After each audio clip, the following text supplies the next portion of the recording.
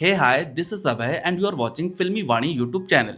दोस्तों बंटवारा 1947 जो कि लाहौर 1947 का चेंज टाइटल है। कल इस फिल्म के काफी सारे पोस्टर हमें देखने को मिले और कहीं ना कहीं इन पोस्टर्स ने फिल्म के फेवर में काम किया है और सोशल मीडिया पर इस फिल्म के रिगार्डिंग अच्छा खासा बज़ बनना स्टार्ट हो चुका है। हालांकि यहाँ पर मैं कहना चाहूंगा कि इनिशियली इस फिल्म का जो पहला पोस्टर निकल कर आया था, मोस्ट प्रोबेबली आपको हमारे वीडियो के बगल में ये पोस्टर देखने को मिल रहा होगा। ये थोड़ा सा अंडरवेलमिंग था या यूं कहूं एआई जनरेटेड नजर आ रहा था और जब इस चीज को कॉल आउट किया गया तब मेकर्स की तरफ से ऑफिशियल पोस्टर निकल कर आता है और ये जो पहला पोस्टर था ये वाकई में काफी इंप्रेसिव था और जिस तरह से कैरेक्टर्स के आर्क्स को यहाँ पर हमारे सामने प्रेजेंट किया वो वाकई में काफी बेहतरीन नजर आ रहा था। इस पोस्टर को देखकर आप इतना तो जरूर मानोगे कि हाँ, यहाँ पर एक काइंड ऑफ ऑनेस्ट अटेम्प्ट नजर आ रहा है और कहीं ना कहीं डायरेक्टर राजकुमार संतोषी का अपनी इस पीरियड सागा को लेकर एक कमाल का डेडिकेशन है। कहीं ना कहीं इनिशियल ग्लिम्स से ये जो फिल्म है ऑलमोस्ट मास्टरी के करीब करीब नजर आ रही है। इनफैक्ट मैं तो ये तक कहना चाहूंगा कि हाल फिलहाल में जितनी भी फिल्मों के फर्स्ट लुक पोस्टर हमें देखने को मिले उसमें बंटवारा 1947 वाकई में प्रभावित करता है। सनी देओल एस सिकंदर मिर्जा का लुक यहाँ पर जो हमें नजर आ रहा है वो भी काफी इंप्रेसिव है।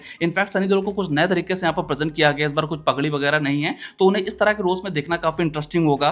करण देओल की बात करें तो करण देओल इस बार थोड़ा सा इंप्रोवाइज्ड नजर आ रहे हैं, उनमें कहीं ना कहीं एक मेच्योरिटी नजर आ रही। शबाना आजमी का जो लुक है वो काफी सीरियस है। इसके अलावा प्रीति जिंटा भी प्रभावित कर रही है। बैकग्राउंड में जिस तरह से इंडिया और पाकिस्तान के नक्शे को प्रेजेंट किया गया है, जिस तरह से आग की लपटें हैं, एक काइंड ऑफ ट्रीटमेंट जो इस तरह की फिल्म को मिलना चाहिए वो इस पोस्टर में फिलहाल नजर आ रहा है। एक नोवेल्टी है, कुछ नयापन है, तो ये जो पोस्टर है इसको मेरी तरफ से तो थम्स अप। बहरहाल इसके बाद कल के दिन होता यह है कि आमिर खान प्रोडक्शन की तरफ से फिल्म के कैरेक्टर्स के 1 बाय 1 पोस्टर रिलीज किए जाते हैं, तो मुझे लगा कि उस पर भी थोड़ा सा डिटेल में चर्चा करनी चाहिए। सबसे पहले आते हैं अपने सनी पाजी यानी कि सिकंदर मिर्जा। दोस्तों फिल्म के लीड हीरो का इस तरह का लुक रिवील करना अपने में थोड़ा सा सरप्राइजिंग जरूर था, क्योंकि अमूमन हमने देखा है कि यदि कोई एक्टर किसी फिल्म का लीड हीरो है तो उसे एक माचो अवतार में या फिर उसकी एक पावरफुल इमेज हमारे सामने प्रेजेंट करने की कोशिश की जाती है। ऐसे में सनी देओल जिनकी ऑलरेडी इस तरह की माचो इमेज है, उनको इस तरह की पोस्टर से रिलीज करना आई गेस फिल्म के डायरेक्टर और मेकर्स का एक यूनिक अटेम्प्ट है। यहाँ पर सनी देओल किसी का हाथ पकड़े हुए नजर आ रहा है, मोस्ट प्रोबेबली प्रीति जिंटा है या फिर शबाना आजमी भी हो सकती है, लेकिन हाथ को इतना ब्रीफली दिखाया नहीं गया तो कुछ कह नहीं सकते, लेकिन मेरे हिसाब से प्रीति जिंटा है।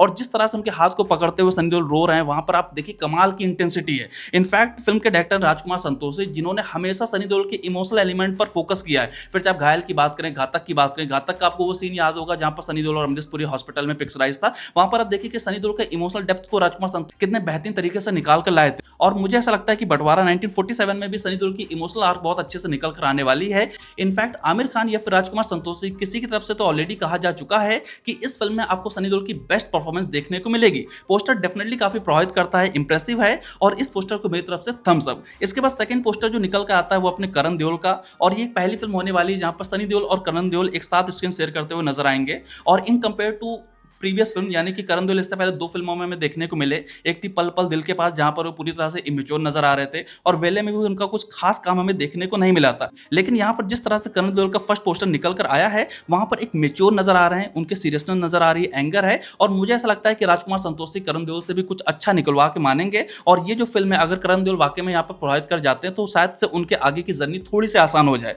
बहरहाल इसके बाद आते हैं अपने प्रीति जिंटा। प्रीति जिंटा एज यूजुअल इस स्टेज में काफी कमाल की नजर आ रही है। सनी देओल के साथ उनकी केमिस्ट्री काफी जचने वाली है और मुझे ऐसा लगता है कि करण देओल जो यहाँ पर ऑन स्क्रीन प्रीति जिंटा और सनी देओल के बेटे के तौर पर नजर आएंगे, तो ये जो ये थोड़ा सा कन्विंसिंग लग रहा है कि प्रीति जिंटा जो है वो उनके बेटे करण देओल हो सकते हैं। थोड़ा सा फेशियल स्ट्रक्चर भी बहुत अच्छे से काम कर रहा है और प्रीति जिंटा के लिए ये एक इंपॉर्टेंट फिल्म है और मुझे ऐसा लगता है कि ये फिल्म उनको एक अच्छा खासा कमबैक दिला सकती है। No doubt Preity Zinta sign कर रही है, सीरियसनेस उसके चेहरे पर नजर आ रही, साथ ही साथ एक कमाल की खूबसूरती एज यूजुअल अभी भी उनके फेस पर है। बहरहाल इसके बाद आती है अपने शबाना आजमी, इस फिल्म का सबसे इंपॉर्टेंट कैरेक्टर। और शबाना आजमी को जिस तरह से यहाँ पर प्रेजेंट किया गया, आप देखिए एक दरवाजे से भागती हुई नजर आ रही हैं, उनकी आंखों में एक काइंड ऑफ डर है, साथ ही साथ एक आश्चर्य है। तो ये जो पोस्टर है यहाँ पर शबाना आजमी को जिस तरह से प्रेजेंट किया गया वो भी मुझे काफी बेहतरीन नजर आ रहा है और आई गेस ये पोस्टर बहुत अच्छे से क्लिक कर रहा है लोगों के बीच। इसके बाद आते हैं अपने अली फजल। अली फजल को लेकर मैं बहुत ज्यादा कुछ कह नहीं सकता, लेकिन उनके लुक देखकर ऐसा लग रहा है कि वे यहाँ पर एक काइंड ऑफ नवाब के टाइप पर नजर आने वाले हैं।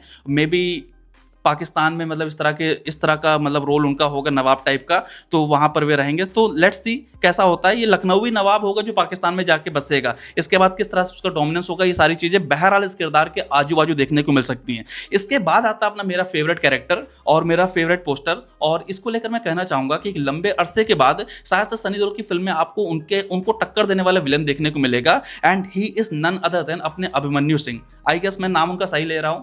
डेफिनेटली आपने गुलाल फिल्म में उनको देखा होगा, एक बेहतरीन स्ट्रॉन्गेस्ट परफॉर्मेंस उन्होंने डिलीवर करी है। और मेरा ऐसा मानना है कि आज की तारीख में कोई अगर वाकई में एक सिंसियरिटी से एक विलन का रोल प्ले कर सकता है और हीरो को टक्कर दे सकता है, तो अभिमन्यु सिंह से बेटर ऑप्शन अभी फिलहाल हमारे पास है नहीं। और इस फिल्म में अभिमन्यु सिंह का ये जो पोस्टर है, मतलब जिस तरह से आप देख ही रहे होंगे स्क्रीन पर, सर पर एक काइंड ऑफ टोपी है, गुस्सा है, एंगर है, तो मुझे ऐसा लगता है कि अगर सनी देओल और अभिमन्यु सिंह का फेस ऑफ होता है तो डेफिनेटली ये बहुत खतरनाक होने वाला है। और ये जो एक्टर है डेफिनेटली सनी देओल को टक्कर दे सकता है। I mean to say that कि आमिर खान प्रोडक्शन ने कहीं ना कहीं ऐसा विलन हमारे सामने लेकर आया जो थोड़ा सा तो एटलीस्ट सनी देओल के सामने टिकेगा। मतलब इससे पहले आप देखो गदर 2 में जो विलन था बिल्कुल भी मतलब जमा ही नहीं था। इसके अलावा बॉर्डर 2 में भी जो कोई विलन था कुछ खास इंपैक्ट डाल नहीं पाया था। तो आई गेस बंटवारा 1947 का जो ये विलन पोर्शन होने वाला है, जहां पर फिर चाहे आप अली फजल की बात करें या फिर अपने अभिमन्यु सिंह हो गए, ये थोड़ा सा प्रॉमिसिंग एक्टर है, पास्ट में अच्छी फिल्में डिलीवर कर रखी हैं, ऑन स्क्रीन पर्सोना काफी अच्छा है। तो आई गेस सनी देओल के अपोजिट उनको देखना वाकई में काफी इंटरेस्टिंग रहेगा। पंगा लेना है, इरादा तो नहीं है पर इतराज भी नहीं है। तो कुल मिला के फिल्म के पोस्टर काफी अपीलिंग है और नो डाउट पर्सनली मुझे काफी ज्यादा पसंद आए। और मैं कहीं ना कहीं राजकुमार संतोषी के इस प्रोजेक्ट को लेकर बहुत ज्यादा एक्साइटेड हूं और मैं देखना चाहता हूं कि घायल, घातक और दामिनी के बाद राजकुमार संतोषी और सनी देओल का जो फोर्थ कोलैबोरेशन है, ये किस तरह का प्रोजेक्ट हमारे सामने प्रेजेंट करेगा।